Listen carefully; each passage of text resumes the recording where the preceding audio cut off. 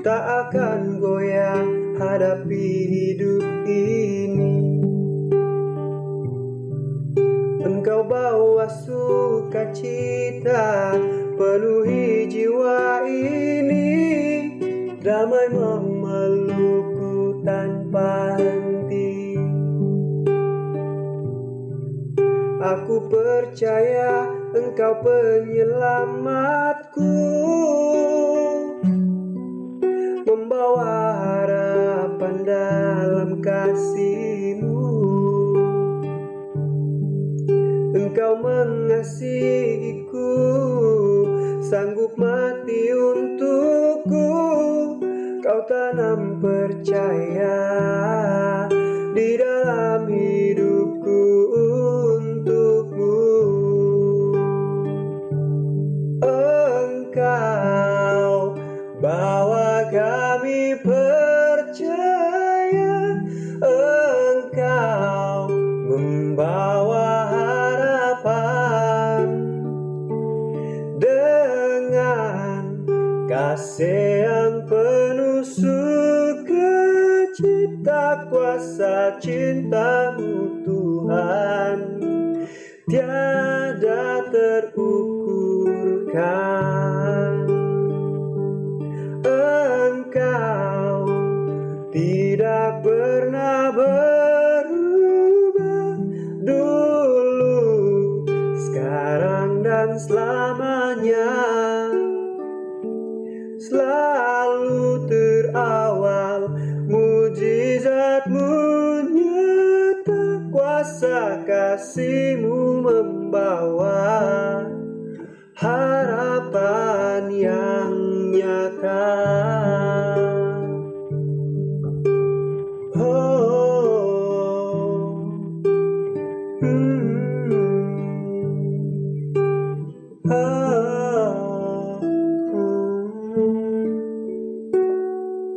Aku percaya Engkau menyertai, tak akan goyah hadapi hidup ini. Engkau bawa sukacita penuhi jiwa ini, damai memelukku tanpa henti. Aku percaya Engkau penyelamatku, membawa harapan dalam kasih-Mu. Engkau mengasihiku, sanggup mati untukku. Kau tanam percaya di dalam hidupku untukmu. Engkau bawa kami percaya, Engkau membawa harapan dengan kasih yang penuh sukacita. Kuasa cinta-Mu Tuhan tiada terukurkan. Engkau tidak pernah berubah, dulu, sekarang dan selamanya. Selalu terawal, mujizat-Mu nyata, kuasa kasih-Mu membawa harapan yang nyata. Kuasa kasih-Mu membawa harapan yang nyata.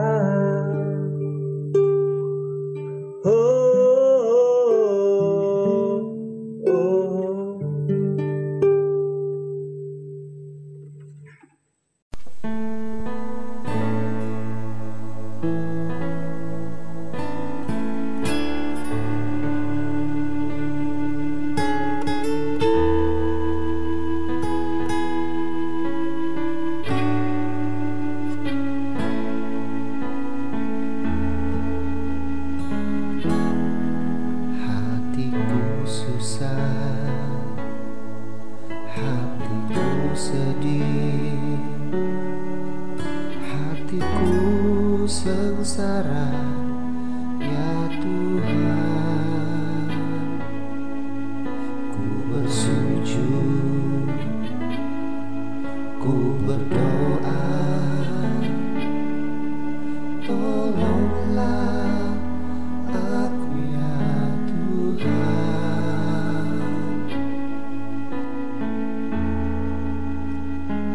Sampai bila Tuhan aku harus menunggu? Sampai bila Tuhan Kau dengar pergumulanku? Sekian lama waktu berlalu, aku tetap setia, mendengar kabar baik itu, karena ku percaya janji Tuhan itu pasti.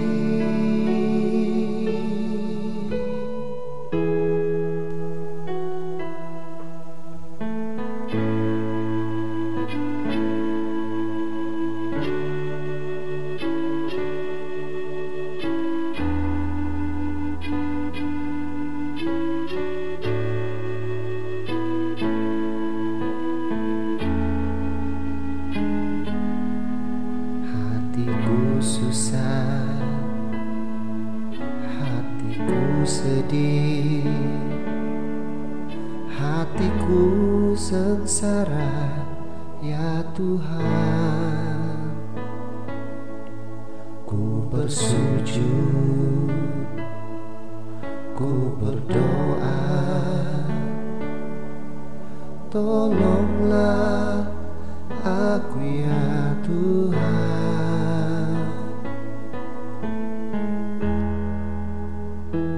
Sampai bila Tuhan aku harus menunggu? Sampai bila Tuhan Kau dengar pergumulanku? Sekian lama waktu berlalu, aku tetap setia, mendengar kabar baik itu,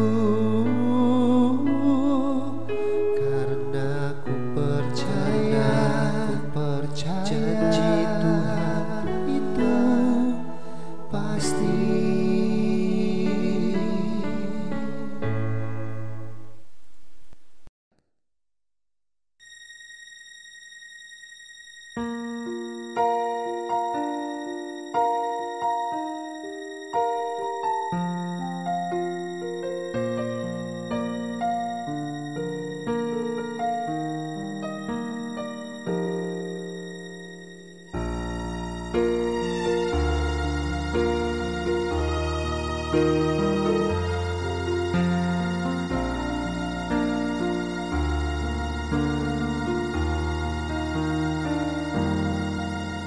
Adakah kau sadari ramai jiwa yang hilang, sering mereka sendiri menghadapi tantangan. Tuhan pasti melihat dan Ia juga mendengar. Ia memanggil kita bawa pengharapan pada mereka.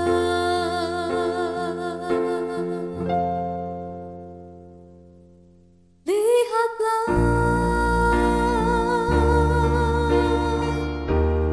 mereka yang perlu mendengar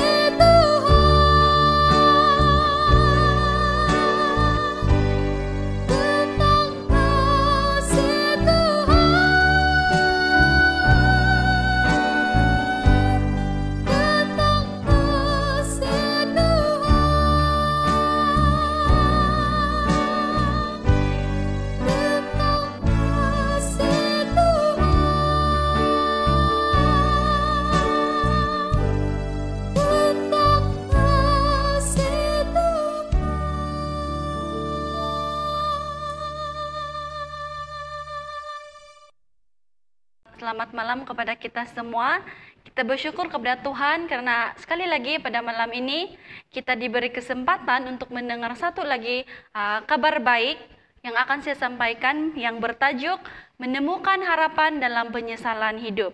Tapi sebelum kita memasuki inti pelajaran, saya senang untuk membawa kita semua berdoa. Mari kita berdoa. Tamadahai penderung salam kerajaan syurga ponsi kotama kuma kesempatan tina haknu dahai totong baina diti untuk demakin isa pelajaran mengenai dia tuma biar natama ia memberkati pelajaran dahai diti supaya apahaman dahai milo dahai gunoon salam keposian dahai ponsi kotama pindak nindangono doa diti senan diti pinatahaku salam ngaran tanak Tuhan Yesus nakajadi juru selamat dahai sanan amin.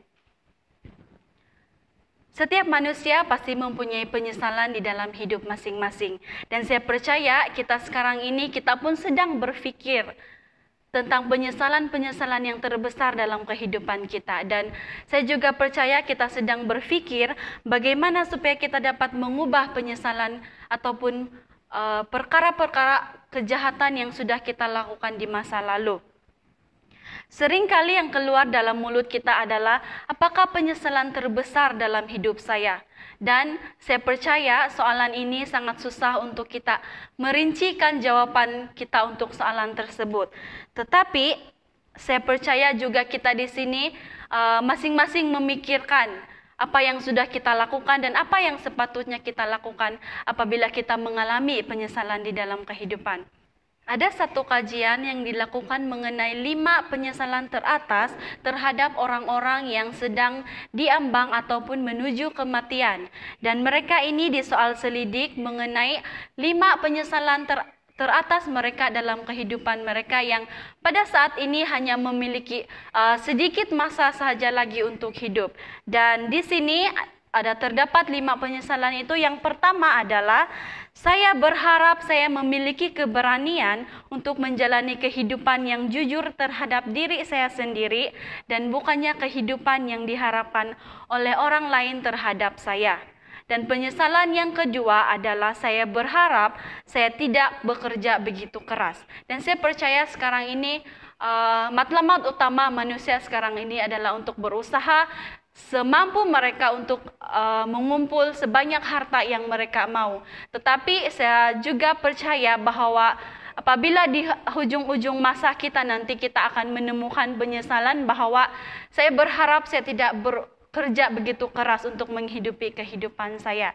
Dan penyesalan yang ketiga adalah saya berharap saya memiliki keberanian untuk mengongsikan iman saya.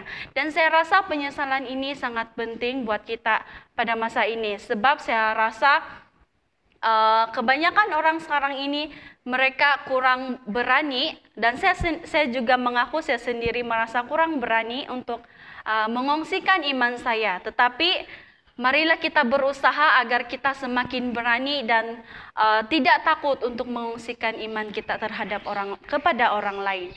Dan penyesalan yang keempat adalah saya berharap saya tetap berhubungan dengan sahabat-sahabat saya.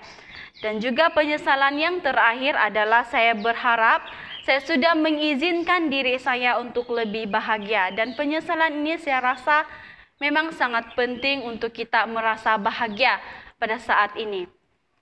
Teman-teman yang terkasih, jika kita diberi peluang untuk memulai sesuatu dari mula lagi, apakah yang akan kita lakukan berbeza daripada sebelumnya?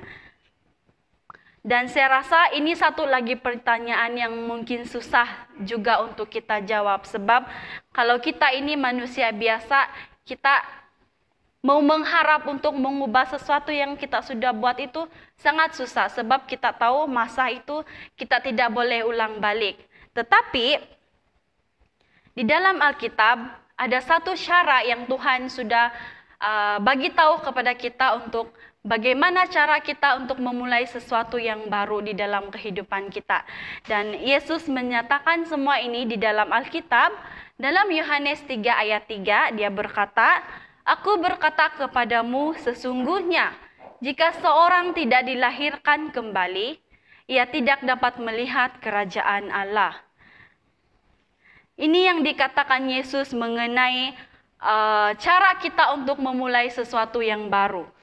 Dan di sini juga Nikodemus bertanya kepada Tuhan, bagaimana untuk kita dilahirkan kembali? Di dalam Yohanes pasal 3 ayat 4, Nikodemus bertanya kepada Tuhan, bagaimana caranya untuk kita dilahirkan kembali kalau kita sudah tua? Dapatkah kita masuk kembali ke dalam rahim ibu kita dan dilahirkan kembali? Tanya Nikodemus kepada Tuhan. Dan saya percaya kalau bercakap mengenai dilahirkan kembali, kita juga akan berpikiran seperti Nikodemus, di mana kita juga akan tertanya-tanya bagaimana untuk dilahirkan kembali. Sebab dalam pikiran kita akan sangat mustahil untuk kita dimasukkan kembali ke dalam rahim ibu dan dilahirkan kembali. Tetapi di dalam ayat seterusnya, Tuhan Yesus menjawab, "Aku berkata kepadamu, sesungguhnya jika seorang tidak dilahirkan dari air dan roh, ia tidak dapat masuk ke dalam kerajaan Allah." Di dalam Yohanes pasal 3 ayat 5. Dalam 3 ayat itu tadi kita diberikan sekilas tentang dua kebenaran indah yang akan kita perolehi, yaitu yang pertama, di dalam hidup ini kita dapat dilahirkan kembali. Dan yang kedua adalah tanpa pengalaman dilahirkan kembali, kita tidak dapat masuk ke dalam kerajaan Allah. Kita tentunya sangat senang bahwa Yesus Kristus kita telah memberikan bekal kepada kita sehingga kita dapat memulai sesuatu dari awal lagi, dan bukan hanya untuk mengubah suai kehidupan kita, tetapi untuk dilahirkan kembali oleh kuasa Roh Kudus. Teman-teman semua, hari ini kita dapat memiliki kehidupan baru di dalam Kristus. Kita dapat memulakan semula hidup kita di dalam Kristus dan memulai kembali dengan pertolongan kuasa Tuhan, Juru Selamat kita Yesus Kristus melalui baptisan air. Di dalam Alkitab ada mengabarkan ataupun memberitahu satu contoh mengenai hal baptisan ini, di mana ketika Petrus sedang berkhotbah kepada orang-orang ramai, dan orang-orang ramai itu mulai bertanya kepada Petrus. Di dalam Kisah Para Rasul 2 ayat 37 mengatakan, ketika mendengar hal itu hati mereka sangat terharu. Lalu mereka bertanya kepada Petrus dan rasul-rasul yang lain, apakah yang harus kami perbuat, saudara-saudara? Dan mungkin pertanyaan mereka ini boleh diaplikasikan kepada kita pada saat ini. Mungkin kita bertanya, apa yang harus kita perbuat kalau kita sudah melakukan kesalahan atau dosa dan kita menyesali perbuatan kita itu? Orang banyak pada waktu Petrus memberi khotbah ketika itu mulai menyadari bahwa mereka telah melakukan kesalahan. Mereka juga telah membuat keputusan yang salah dalam hidup mereka. Mereka telah menyalibkan Mesias, juga menyalibkan Tuhan. Mereka telah membuat kesalahan terbesar di dalam hidup mereka. Dan saya percaya kita pada saat ini juga berada dalam dilema dan kita sedang bertanya, apa yang telah saya lakukan dan apa yang kesalahan terbesar dalam hidup saya, dan bolehkah saya mengubahnya kembali? Dan kita juga mungkin akan tertanya-tanya bagaimana untuk kita memulai sesuatu yang baru padahal kita sudah melakukan kesalahan di masa lampau. Dan itulah pertanyaan-pertanyaan orang-orang ramai pada waktu Petrus sedang memberi khotbah kepada mereka.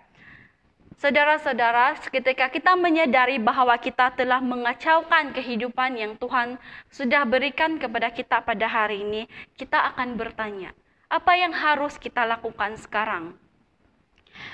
Setelah mendengar pertanyaan orang-orang banyak pada waktu itu, Petrus menjawab mereka. Di dalam Kisah Para Rasul, pasal 2 ayat 38, Petrus menjawab, "Bertaubatlah, dan hendaklah kamu masing-masing memberi dirimu dibaptis dalam nama Yesus Kristus untuk pengampunan dosamu, maka kamu akan menerima karunia Roh Kudus."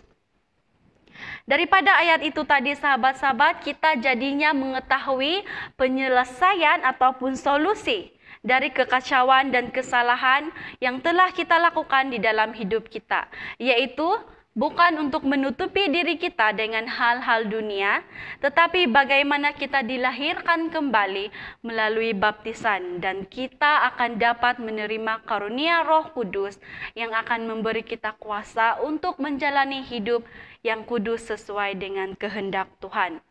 Tahukah kita di dalam Alkitab ada berkata di dalam Yeremia pasal 13 ayat 23. Ayat itu mengatakan, dapatkah orang Ethiopia mengganti kulitnya atau macan tutul mengubah belangnya?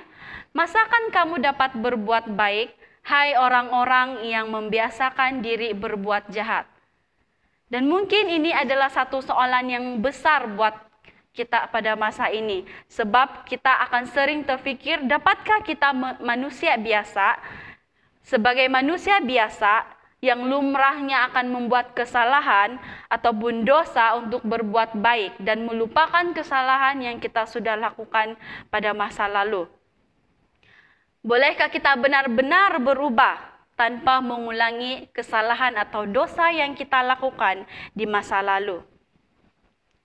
Ada satu model ataupun satu kajian yang sudah dilakukan dan satu model yang timbul daripada kajian itu yang dipanggil sebagai Stages of Change Model yang dibangunkan oleh Prochaska dan Di Clemente pada akhir tahun 1970-an yang berkaitan dengan tahap perubahan seseorang individu.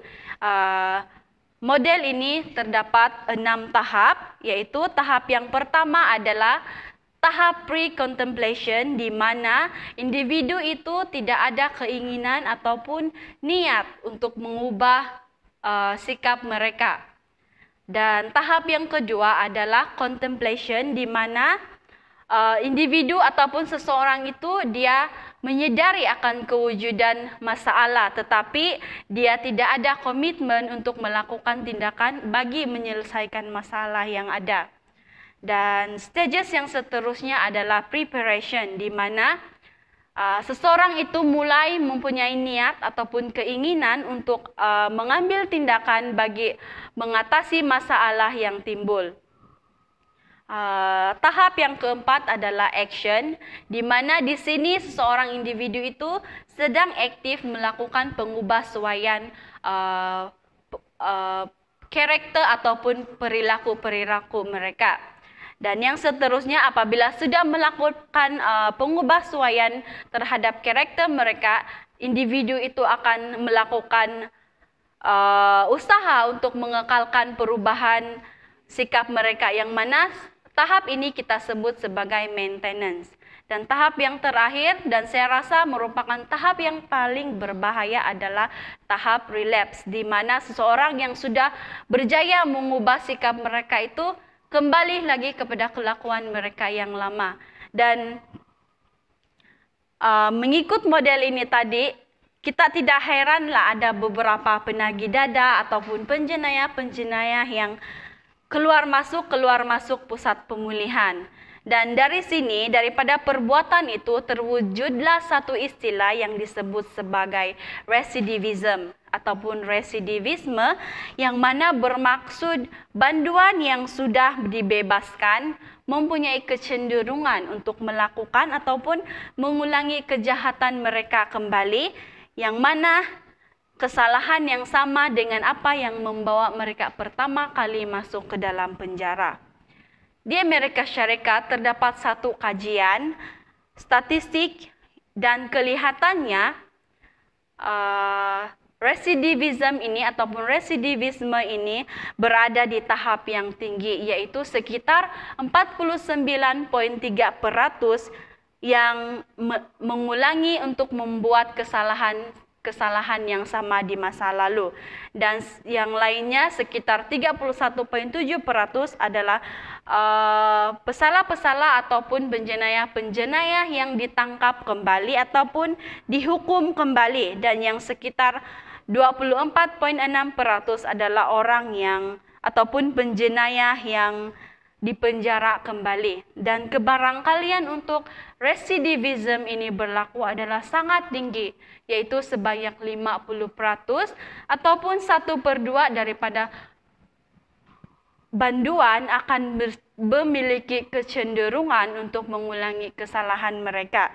Dan di sini kita boleh nampak yang kita ini sebagai manusia biasa yang sebanyak manapun kita mau berubah ataupun kita sudah berubah, kebarangkalian untuk kita jatuh kembali ke dalam dosa ataupun kesalahan adalah sangat tinggi.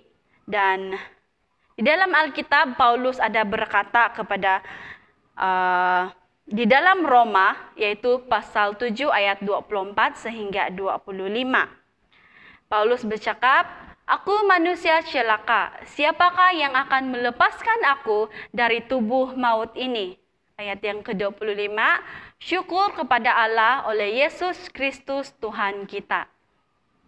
Dan di sini melalui ayat yang dikatakan oleh Petrus tadi, kita dapat membuat kesimpulan bahwa ketika kita mencoba melakukan sesuatu yang baik dan kita jatuh kembali kepada kebiasaan asal kita dengan ketagihan lama kita tidak akan dapat mengubah diri kita sendiri. Tetapi Yesus Kristus dapat membantu kita seperti mana Yesus membantu orang lain, begitu juga saya percaya Yesus mampu membantu kita untuk mengubah kehidupan kita menjadi sesuatu yang lebih baik.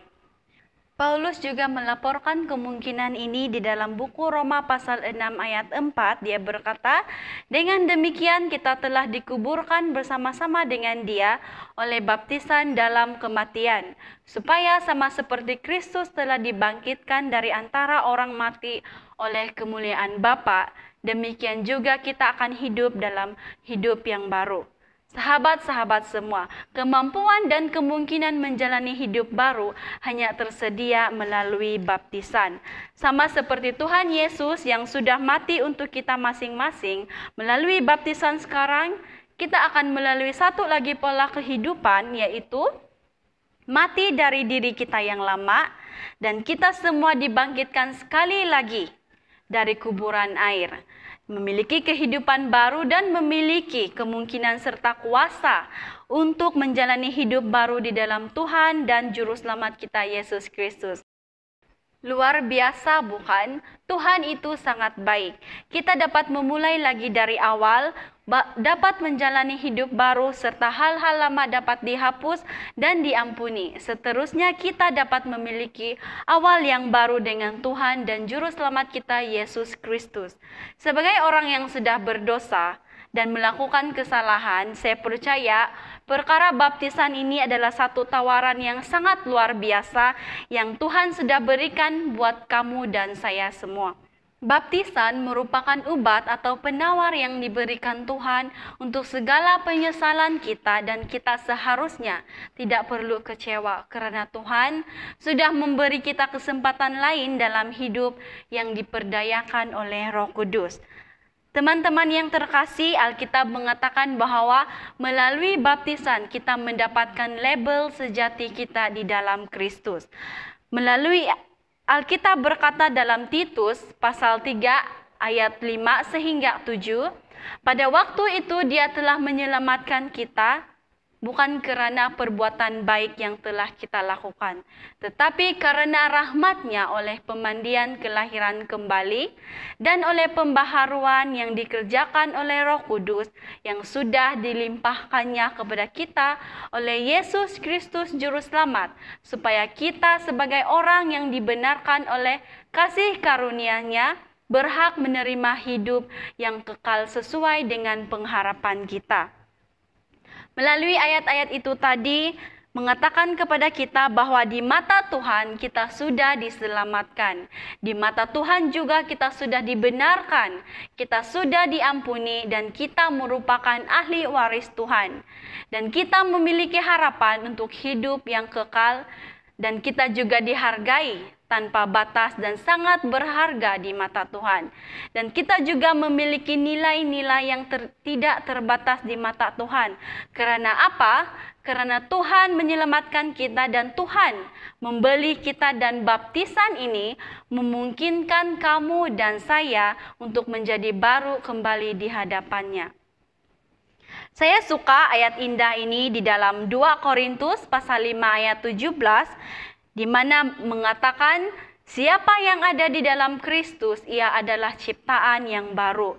Yang lama sudah berlalu, sesungguhnya yang baru sudah datang.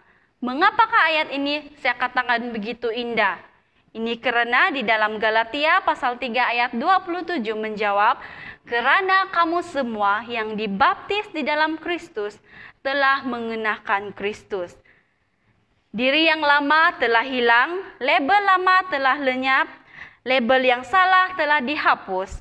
Sekarang ini kita adalah orang-orang pilihan Tuhan.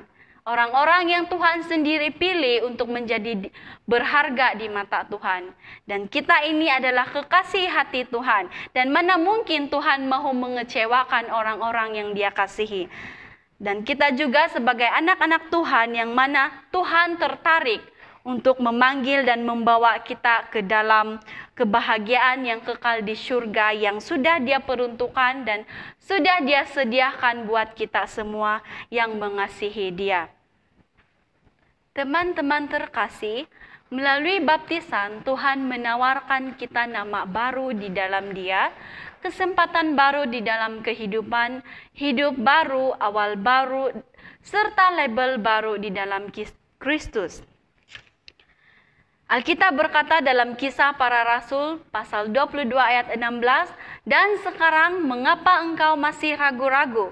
Bangunlah, berilah dirimu dibaptis dan dosa-dosamu disucikan sambil berseru nama Tuhan." Jadi sahabat, sekarang ini mari kita serahkan kehidupan kita kepada Tuhan dan Juru Selamat kita, Yesus Kristus.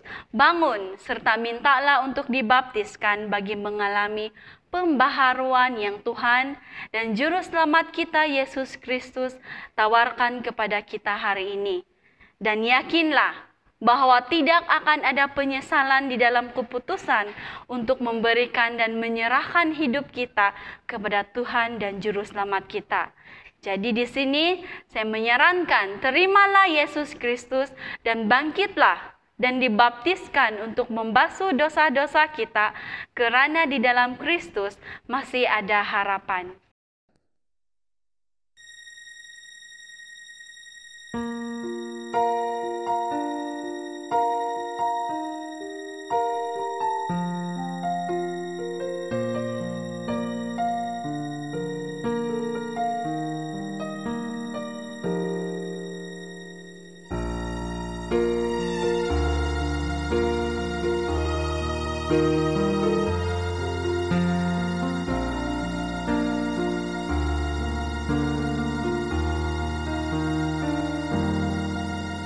Adakah kau sadari ramai jiwa yang hilang, sering mereka sendiri menghadapi tantangan. Tuhan pasti melihat dan Ia juga mendengar. Ia memanggil kita bawa pengharapan pada mereka.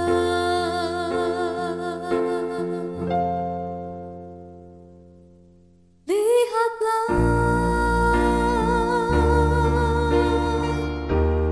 mereka yang perlu mendengar tentang kasih Tuhan. Lihatlah,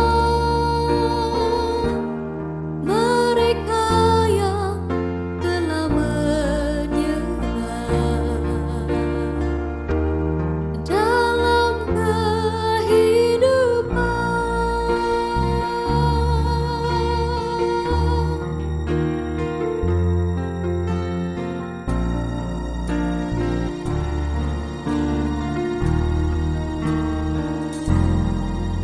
Tuhan pasti melihat dan Ia juga mendengar.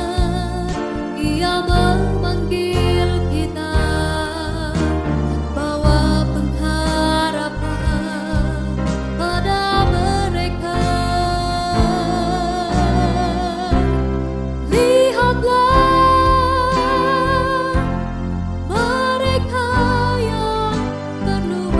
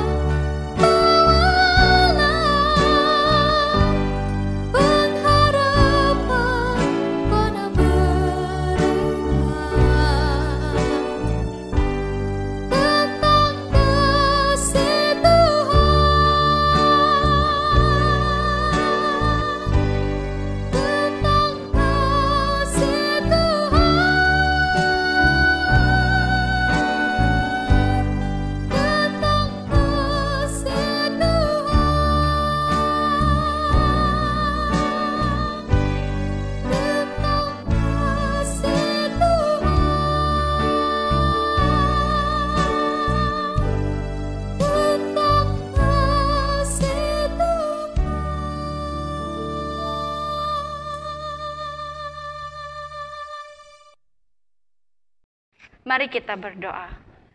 Bapa kami yang bertakhta dalam kerajaan syurga, terima kasih Bapa atas tawaran yang begitu indah yang Engkau telah berikan kepada kami pada saat ini.